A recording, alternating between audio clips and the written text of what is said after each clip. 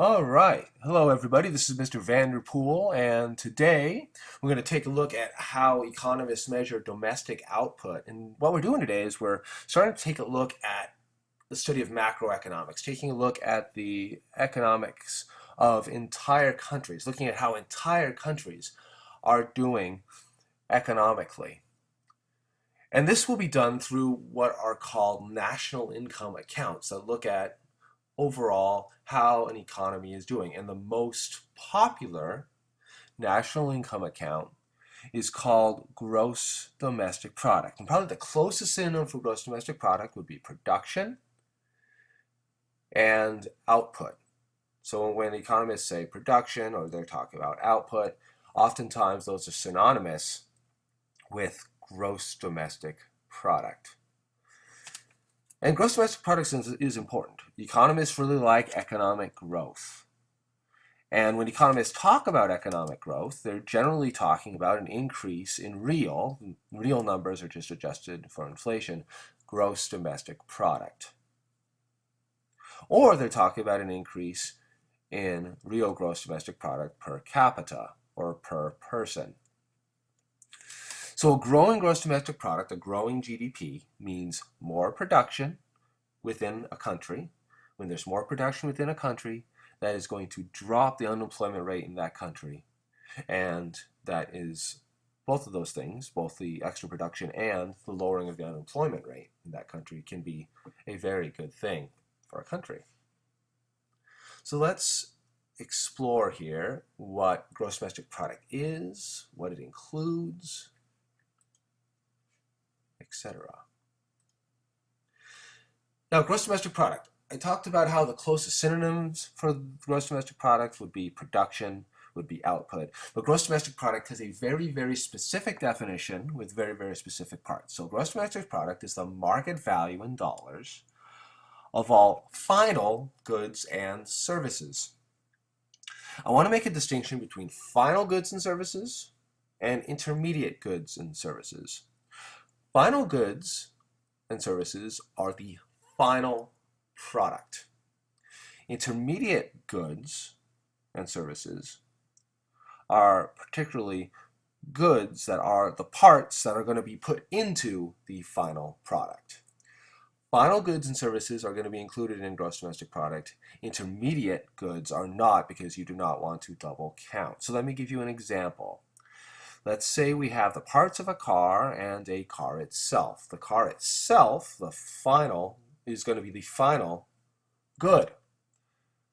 And it would be included in gross domestic product. The parts that are going to be included in that car would not be included in gross domestic product because it is an intermediate good. It's going to be included in the car that is going to be included in gross domestic product. Because you do not want to double count, we are only going to count final goods and services.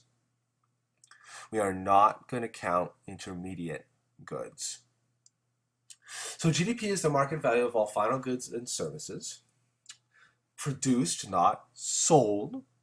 So something is produced once and can be sold multiple times within a nation. So it's domestic production. We're looking at the production within a country. So if something is made in the United States, it's going to be included in US GDP. If something is made in Japan, it's going to be included in Japanese GDP. It doesn't matter the ownership of the company. What matters is where it's being made in a year. Okay, so let's look at that one more time. So gross domestic product is the market value of all final goods and services produced within a nation in a year. So GDP measures aggregate spending, income, as well as output. So when we're talking about gross domestic product, particularly in the United States, we're talking about huge numbers. So US gross domestic product, at the time that I'm making this video here, is currently somewhere around $16 trillion. In 2010, US GDP was about $14.5 trillion. So we produce a heck of a lot in the United States. Now, there's a couple of major components of GDP that you want to keep in mind. The first one is be aware of that difference between final goods and services and intermediate goods. So let me give you an example here. So let's say we have the legs of a dresser and then the final dresser itself. So the legs of the dresser are going to be included in the final dresser. Think to yourself, which one is the intermediate good and which one is the final good, and then which one of those is going to be included in gross domestic product. So you should be saying to yourself that the legs of the dresser are an intermediate good, thus are not going to be included in gross domestic product. The dresser itself is a final good and would be included in gross domestic product. You don't want to double count the legs, and we're already counting the final dresser. So therefore, the legs of the dresser are intermediate. They do not count. The final good is going to be the dresser itself. And that would count because that's a final good. Now, another important designation here is that we're looking at production within a nation. So it's a geographic designation. So let's say we have PS4s. They're made by Sony, which is a Japanese company, but they're being made in the United States. Would those be included in US GDP? And the answer is yes, because even though it's a Japanese company, it's being made within the borders of the United States, so therefore it's going to be included in U.S. gross domestic product. If you have iPads are produced by Apple, which is an American company, but let's say they're being made in Japan. Would those be included in U.S. GDP? The answer is no, because even though it's an American company, it's being produced in Japan. So it's not included in US GDP. It might very well be included in Japanese GDP, but we're asking, at least in this case, if it's included in US gross domestic product.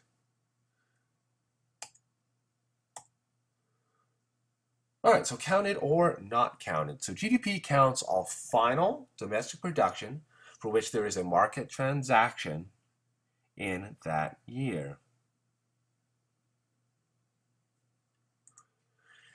Used goods are not going to be included in GDP because, once again, you don't want to double count. If something is used, it's already been included in the past year's gross domestic product, and you don't want to include it again. Intermediate goods are not counted in order to avoid double counting.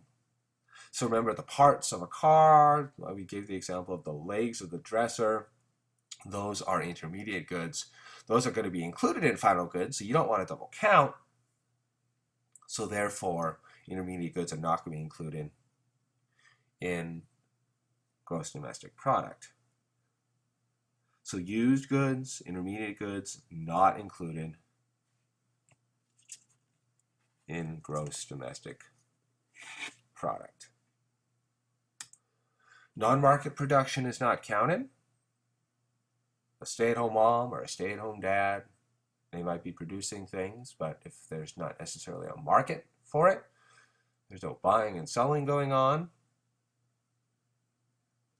it would not be included in gross domestic product.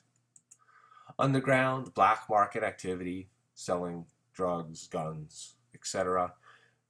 If the government doesn't necessarily know what's going on, they're not going to be able to calculate, throw that production into the gross domestic product numbers, which are calculated and maintained by governments.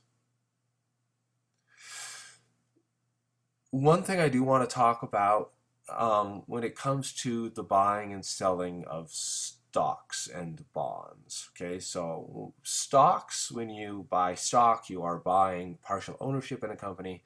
When you buy bonds, you are buying the debt of a company or a government.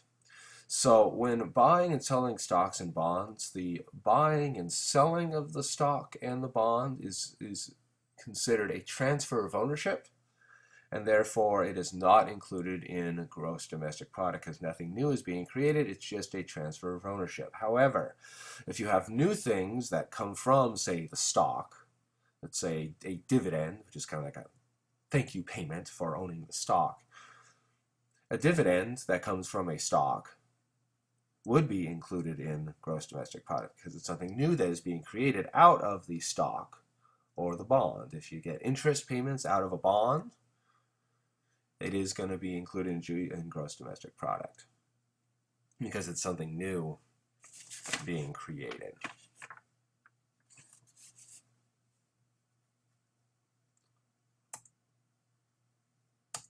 All right, so let's do a couple of scenarios. So I want you to take a look at these scenarios and tell me which of the following are counted or are not counted in United States gross domestic product and why. So let's say we have a new Chinese manufactured Goodyear tire sold to a Korean car manufacturer Kia. So it's being produced in China and it's sold to Korea. So the United States isn't even in there, so it would not be included in gross domestic product of the United States. A new U.S. manufactured Ferrari being sold to Mr. Vanderpool to add to my collection. Just kidding. So we have a new U.S. manufactured Ferrari. It's being made in the United States. It's being sold to Mr. Vanderpool, who lives in the United States. So yeah, that would be included in gross domestic product for the United States. Child care services provided by a person's daughter for the neighbor's kid.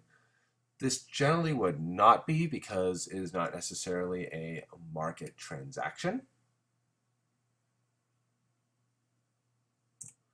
Illegal weapons being sold on a street corner is not, it's an underground or a black market activity. So the government isn't necessarily going to keep track of it. It's not going to be included in U.S. gross domestic product.